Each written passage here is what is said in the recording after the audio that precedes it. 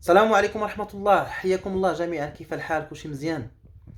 ها هو جا رمضان. النبي صلى الله عليه وسلم فاش كيجي رمضان تيقول للصحابة: أتاكم شهر رمضان شهر مبارك فرض الله عليكم صيامه، تفتح فيه أبواب السماء وتغلق فيه أبواب الجحيم وتغل مردة الشياطين، ولله فيه ليلة خير من 1000 شهر، من حرم خيرها فقد حرم. نسأل الله عز وجل ألا يحرمنا. حديث عن طلحة رضي الله عنه من المبشرين بالجنة، أن رجلان أسلما، واحد فيهم مات شهيد في سبيل الله، وذاك صاحبه بقى عايش من مراه واحد العام عاد توفى الله.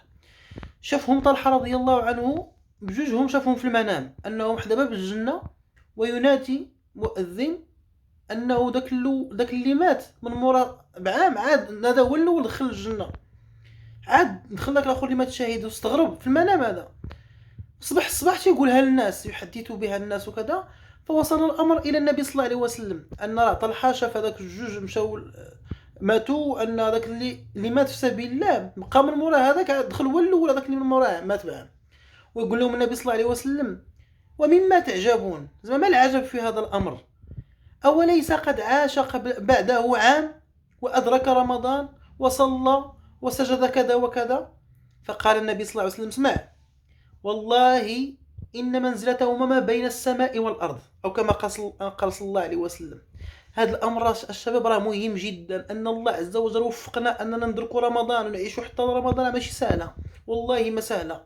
النبي صلى الله عليه وسلم في الحديث أن فاش تكون أول ليلة من رمضان تصفد فيه الشياطين وكذا، وينادي مناد: يا باغي الخير أقبل ويا باغي الشر أقصر، وأن لله عز وجل عتقاء من النار، وذلك كل ليلة. كل ليلة كيتكتبوا السميات نتاع الناس كيتعتقوا من النار. نسأل الله تعالى أن يجيرنا جميعا من النار. بالنسبة للشباب يقول لك: لا أنا راه درت ذنوب ودرت كذا وكثرت وعيقت. شوف حديث نختم به إن شاء الله تعالى. الصحابي الجليل أبو طويل جاء عند النبي صلى الله عليه وسلم ويقول له: يا رسول الله، أريت الرجل فعل جميع الذنوب وما ترك حاجة ولا داجة إلا وفعلها، الذنوب كثيرة، هل له من توبة؟ فقال له النبي صلى الله عليه وسلم: هل أسلمت؟ قال لا، فأما أنا أشهد أن لا إله إلا الله وحده لا شريك له وأنك رسول الله.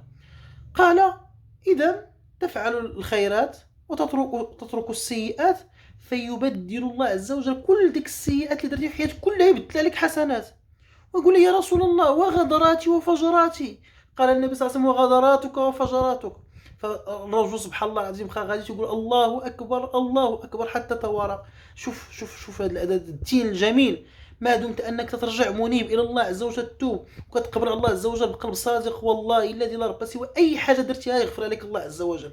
اذا الشباب هذه الفرصه ديالنا في رمضان، نسال الله عز وجل يغفر لنا ويتوب علينا، وان يجعلنا ان شاء الله تعالى من التائبين العائدين. شوف قلب الشيطان كيف ما كتصرع في الدنيا انك بتوصل وبتنجح وبتفلح، كذلك الاخره ما تنساهاش. وهذا رمضان راه فرصه ومحطه عظيمه، وما هي الا ايام معدودات. اسال الله عز وجل ان يوفقني واياكم لكل ما يحب ويرضاه. والسلام عليكم ورحمه الله وبركاته.